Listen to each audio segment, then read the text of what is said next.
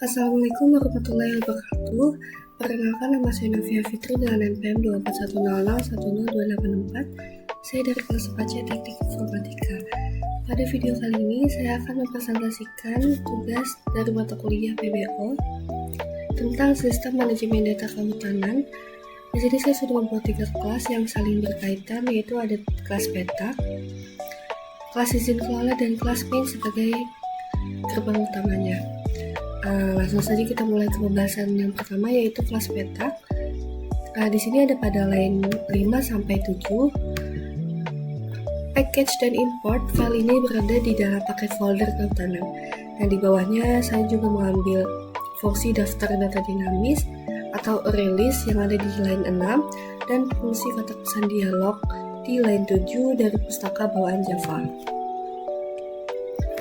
Selanjutnya ada pada line 15 sampai dengan line 22.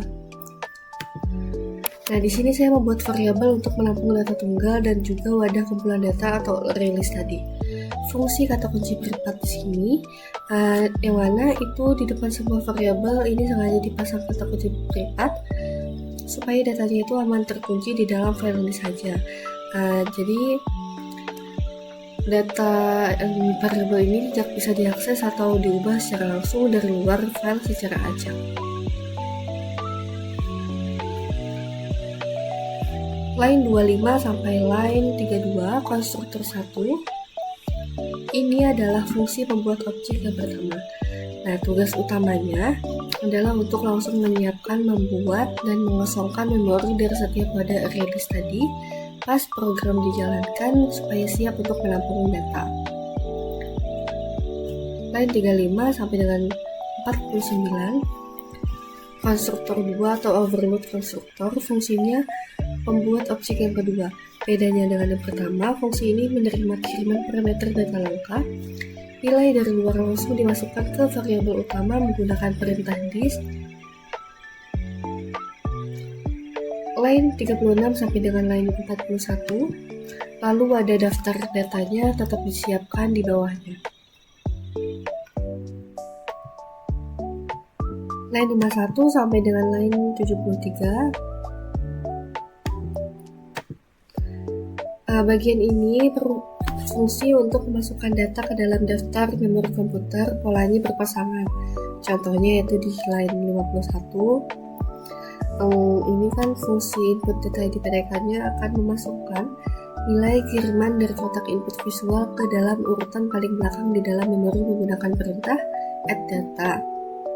Pola ini diulang untuk semua variabel sampai line ke-73. Lanjut line 75 sampai 97. Fungsi tampil daftar atau list. Ini fungsi untuk menarik kembali semua kumpulan data yang sudah terekam di memori. Contohnya, fungsi list data ID PTK di baris 75, di dalamnya ada perintah return. Nah, yang bertugas untuk melempar semua data keluar supaya nanti bisa dibaca dan digambar ke dalam tabel visual pada halaman frame. Lanjut baris 100 sampai 122, yaitu fungsi pengambil nilai atau getter.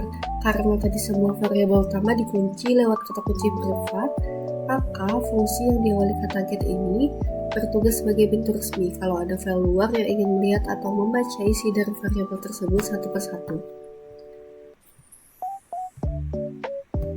Line 124 sampai dengan line 146 itu fungsi pengubah nilai atau setter. Nah, ini tadi kebalikannya dari getter. Fungsi yang diawali dengan kata set bertugas sebagai jalur resmi jika ada file luar yang ingin mengganti atau merelasikan data ke dalam variabel privat yang dikunci tadi menggunakan kata kunci dis.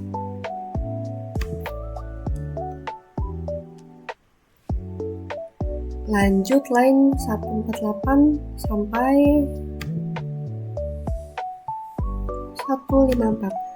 Ini digunakan untuk mencari tahu data ID PTK yang diinput user itu ada di nomor urutan keberapa di dalam memorinya. Nah, di line 149 ini Di line 149, pencarian urutan dilakukan otomatis menggunakan perintah index of. Di line 150 sampai dengan line 152 ada logika. Jika hasilnya di bawah angka 0, sistem langsung memunculkan kotak pop-up peringatan data tidak ditemukan. Lanjut line 156 sampai dengan line 171, yaitu fungsi cari detail atau search data. Fungsi dibalik fitur pencarian di line 157 ini, program itu mencari dulu nomor urutannya lewat fungsi getIndexData. Nah, setelah ketemu posisinya, data dari kolom-kolom lain ditarik menggunakan fungsi getI yang ada pada line 158 sampai line 162. Data tersebut digabungkan jadi satu teks rapi di baris 164. Lalu ditampilkan ke layar monitor lewat kotak pop-up di baris 170. Line 173 sampai dengan line 182, fungsi tombol edit atau ubah data petak. Fungsi ini bekerja ketika user mengedit data di layar setelah posisi data lama ditemukan di line 174 ini. Maka data baru yang diketik user akan langsung menimpa data lama di memori komputer menggunakan perintah setI.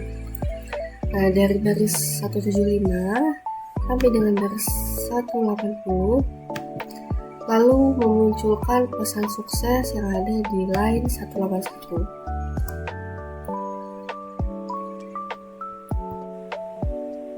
Line 184 sampai dengan line 194, fungsi tombol hapus atau hapus data petak. Nah, terakhir ini logika di balik tombol hapus. Setelah urutan datanya dicari, perintah remove.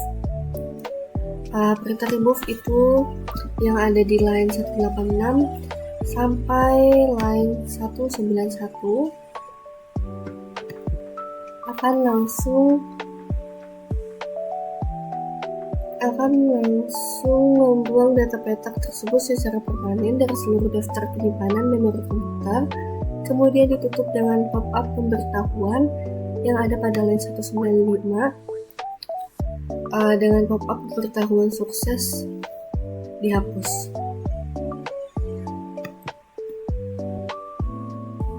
Selanjutnya saya akan membahas kelas izin kelola pada line 5 sampai line 8. Package dan import file ini berada di dalam paket folder kehutanan. Di bawahnya saya mengambil library daftar data dinamis atau release yang ada di line 7 dan komponen pop-up dialog yang ada di line 8. Line 14 sampai dengan line 22, deklarasi atribut. Di bagian ini saya membuat variabel penampung data tunggal seperti ID izin dan seterusnya. Nah, penerapan untuk selanjutnya, semua variabel dan wadah daftar dinamis release dari line 14 sampai dengan line 22 sengaja ditambahkan kata kunci privat. Tujuannya untuk mengunci variabel tersebut supaya tidak bisa dibongkar atau diubah secara langsung dari luar kelas ini tanpa izin.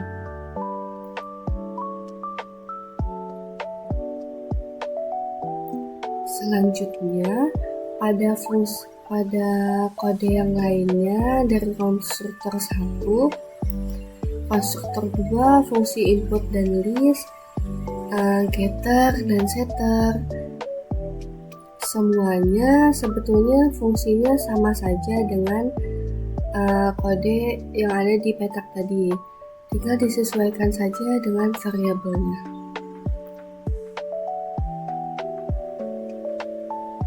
Line 93 sampai 103 di sini ada if else. Fungsi kategori luas ini adalah fungsi logika bersyarat memakai if else untuk menentukan kelas lahan. Di sini logikanya, jika luas lahan di atas 50, maka status kelas A. Jika di atas atau sama dengan 20, statusnya kelas B, dan di luar itu otomatis mendapat status kelas C. Nah, nilai string teks ini kemudian dikeluarkan lewat perintah return cat. Lanjut pada line 114 sampai 126. Fungsi hitung total biaya dan rumus matematika ini bagian inti untuk rumus hitungan tarif koperasi dan LMDH. Pada line 118, dan ini merupakan fungsi equals ignore case dipakai untuk mencocokkan nama kelompoknya tanpa peduli itu tuh huruf kapital atau huruf kecil. Jika namanya koperasi, tarif per hektarnya diisi 500.000. Jika LMDH baris 120, tarifnya 250.000. Selain kelompok itu tarifnya 100.000. Pada line 125, dilakukan operasi aritmetika, yaitu luas izin dikali tarif per nilai nomor SK, dan hasilnya langsung dikembalikan ke sistem. Line 128 sampai dengan line 130, fungsi pembungkus yang bertugas memanggil kembali fungsi hitung total biaya untuk dilempar keluar nilainya. Pada line 132 sampai dengan line 138, fungsi melacak urutan atau get-index data, fungsinya untuk melacak posisi baris data kelompok berdasarkan nama kelompoknya menggunakan fungsi bawaan index of nama. Nah, jika hasil urutannya di bawah 0, data tidak ketemu, maka kotak pop-up pesan peringatan data tidak ditemukan akan otomatis muncul.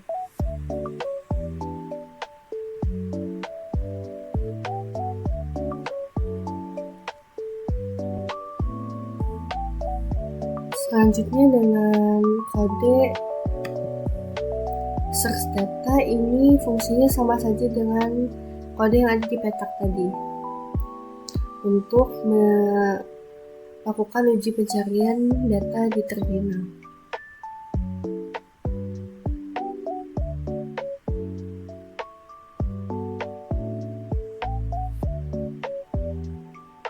Fungsi tombol edit dan fungsi hapus data ini juga sama saja dengan fungsi yang ada di kelas petak, tinggal disesuaikan saja dengan variabelnya. Selanjutnya saya akan membahas kode yang terakhir, yaitu untuk kelas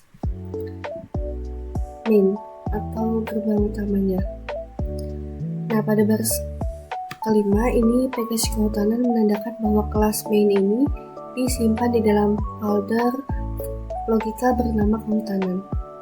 Pada line 6 dan line 7, import ini perintah untuk mengimpor library daftar dinamis release milik Java dan menghubungkan file ini dengan kelas tampilan visual menu utama, yaitu frame yang ada di paket folder frame. Lanjut line 13, deklarasi pembuka untuk kelas bernama main. Line 18, ini adalah fungsi utama atau main method, fungsi wajib yang akan dicari dan dieksekusi pertama kali oleh komputer saat programnya dijalankan. Lanjut ke line 95, ini adalah satu-satunya line perintah yang aktif di dalam main method ini. Tugasnya adalah langsung membuat objek menu utama dan mengubah status visibilitasnya menjadi true. Baris inilah yang memicu supaya jendela visual menu utama frame langsung muncul di layar monitor pas aplikasinya dinyalakan. Semua kode yang saya beri tanda komentar dari atas sampai bawah itu adalah rekam jejak proses uji coba atau testing logika program saya di terminal. Nah, setelah semua fungsi logikanya terbukti sukses dan berjalan aman, barulah kodenya saya nonaktifkan dan saya alihkan perintah utamanya ke baris 80 untuk langsung meluncurkan aplikasinya berbasis visual. Selanjutnya saya akan membahas tentang frame. Saya akan memulai terlebih dahulu dengan frame main. Nah, di dalam halaman ini itu berfungsi sebagai menu atau jendela utama aplikasi. Di dalamnya terdapat dua buah tombol utama, yaitu tombol bertuliskan petak JButton 1 dan tombol bertuliskan izin kelola JButton 2. Desain ini dibuat agar pengguna dapat memilih menu data mana yang ingin dikelola atau dibuka terlebih dahulu.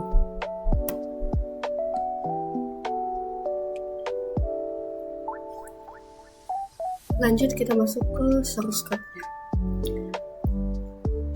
Pada baris kelima ini ada package frame, menandakan kalau file-file yang kode ini disimpan di dalam bucket folder bernama frame. Lalu baris ke-11 ini deklarasi kalau berkas ini adalah sebuah halaman visual bernama frame main. Nah, kata extend di sini artinya menu utama ini memakai hubungan pewarisan data. Jadi dia bisa langsung mewarisi fungsi-fungsi untuk membuat jendela aplikasi dari bawaan Java.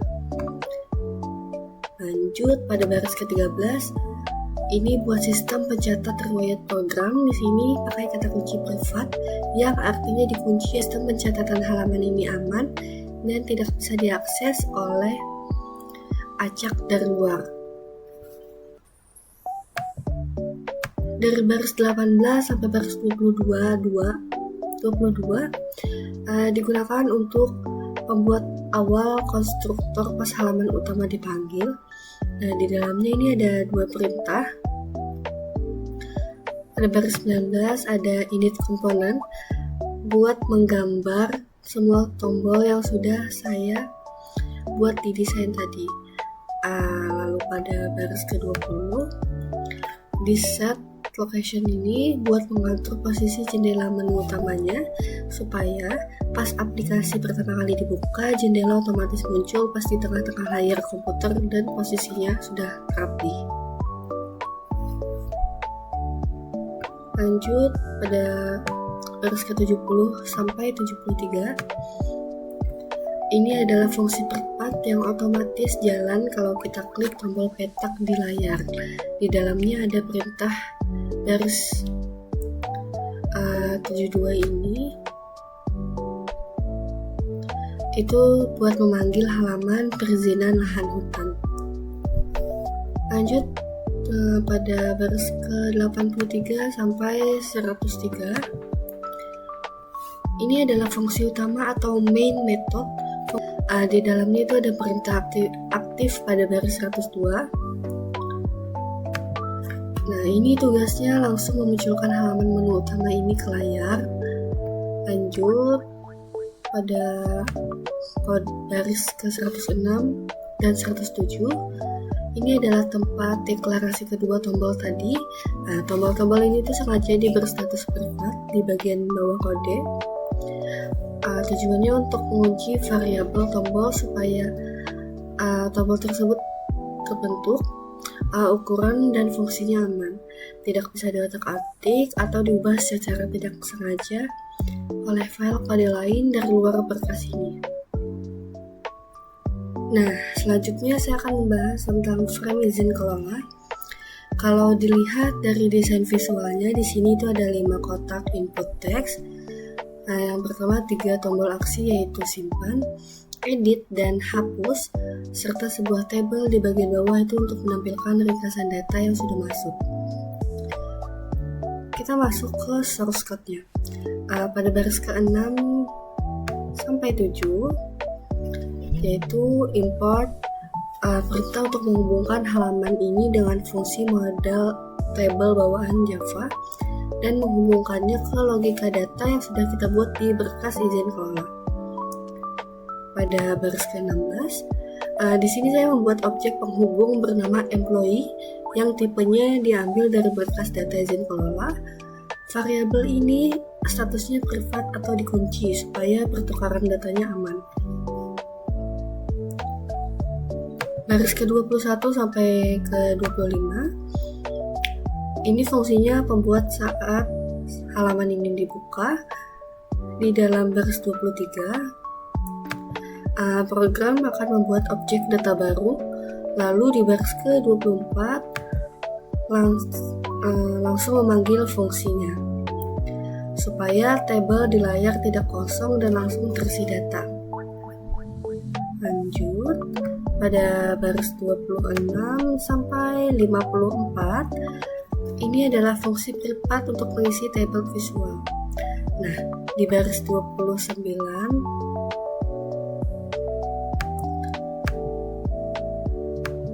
di baris ke-29 ini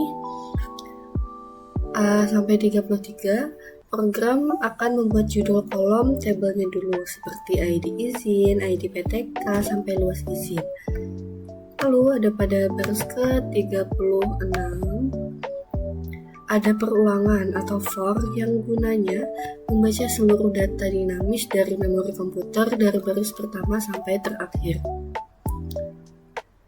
Di baris 44 sampai dengan baris 50, data yang dibaca tadi dikelompokkan menjadi satu baris objek data, lalu dimasukkannya ke dalam tabel lewat perintah di baris 52 dan 54.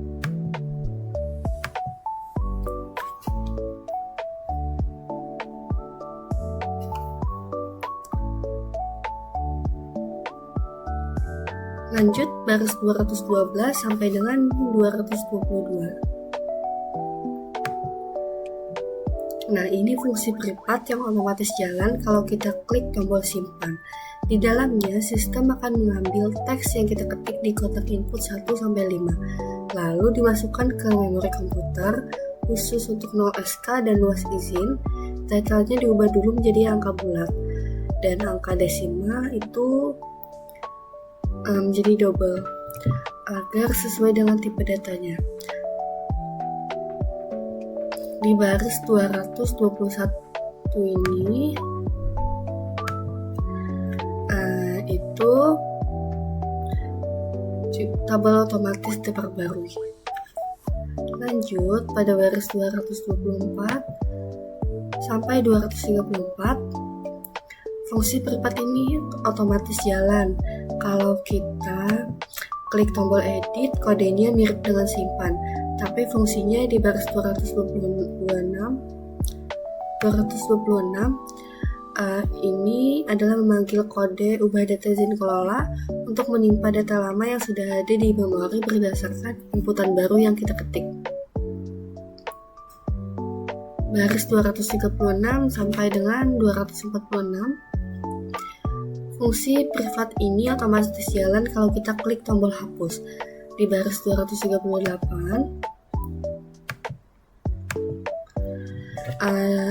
program ini memanggil fungsi hapus data izin kelola untuk membuang data dari daftar memori komputer, lalu tabel di layar langsung dikosongkan dan digambar ulang di baris 245.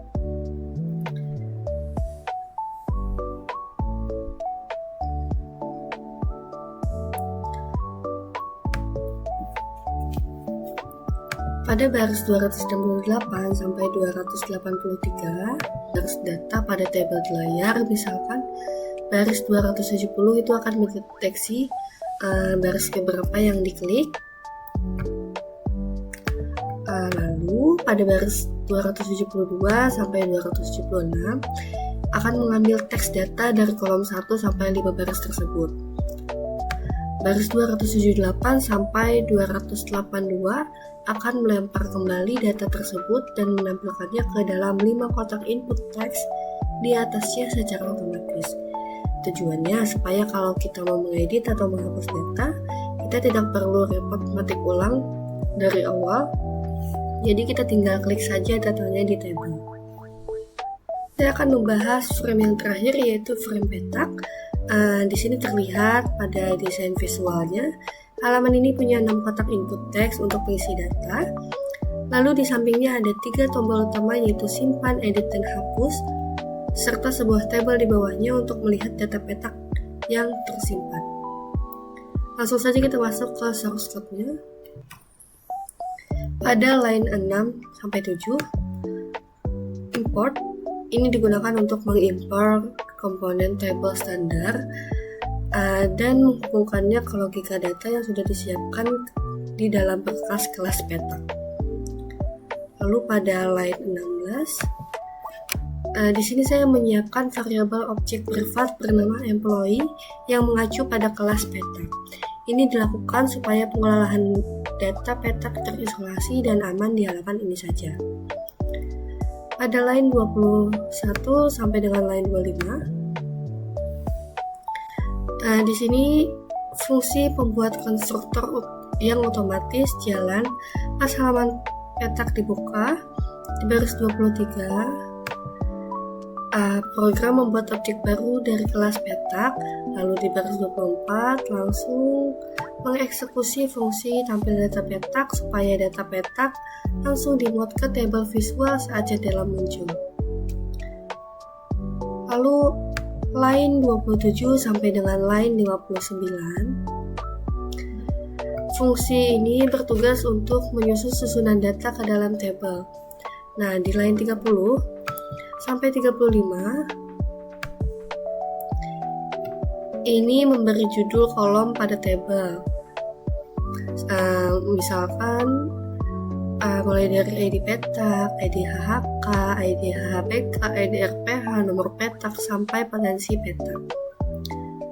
Di line ke-38 ada perulangan for untuk menarik seluruh data dinamis dari memori komputer.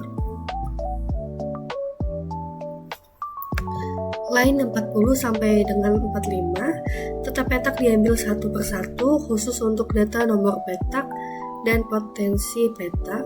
Formatnya diubah dulu menjadi teks biasa menggunakan fungsi toString.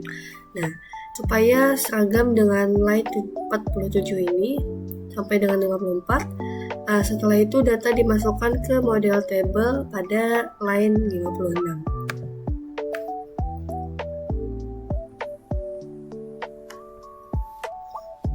Line 251 sampai dengan line 262, fungsi privat ini otomatis bekerja pas kita menekan tombol simpan, yang mana di dalamnya program menangkap inputan dari kotak teks.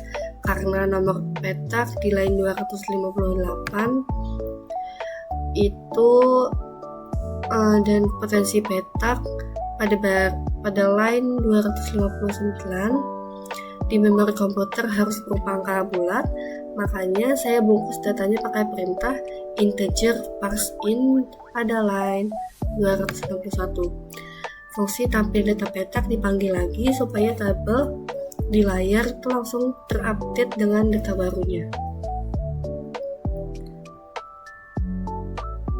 Pada line 266 sampai dengan line 275, fungsi ini menampung logika untuk tombol edit. Ketika diklik, data baru yang kita ketik di kotak input akan dikirim ke fungsi ubah data petak milik objek employee yang sudah kita buat tadi untuk memperbarui data lama berdasarkan ID petak yang ditentukan.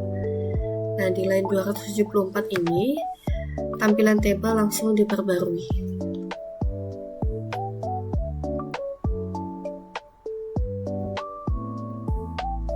Line 296 sampai dengan line 308, ini fungsi privat di balik tombol hapus. Nah, cara kerjanya, program ini akan mengambil data ID dan parameter lainnya dari kotak teks, lalu memanggil perintah hapus data petak di memori komputer. Setelah data terhapus, fungsi tampil data petak yang ada pada line 307 ini langsung dijalankan ulang untuk menyegarkan tampilan table.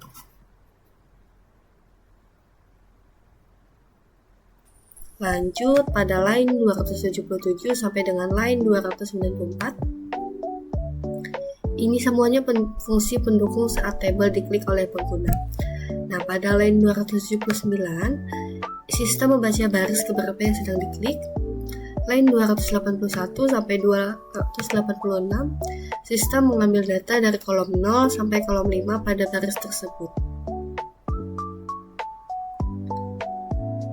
Lanjut di line 288 sampai dengan 293, data yang didapat langsung dilempar ke masing-masing kotak teks di atasnya, yaitu JText Field 4 sampai JText Field 9. Jadi kalau pengguna ingin mengubah atau menghapus data petak, mereka itu cukup Cukup klik sekali di tabel dan datanya langsung terisi otomatis di kotak input tanpa kita perlu mengetik ulang dari awal. Selanjutnya saya akan mencoba menjalankan programnya.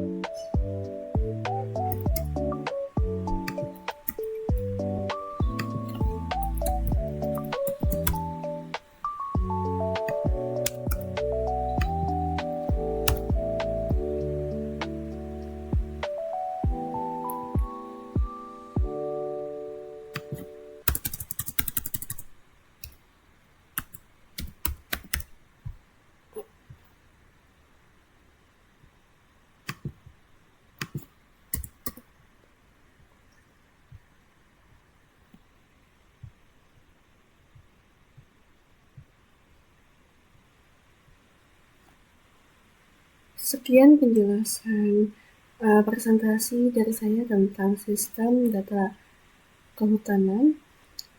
Terima kasih. Wassalamualaikum.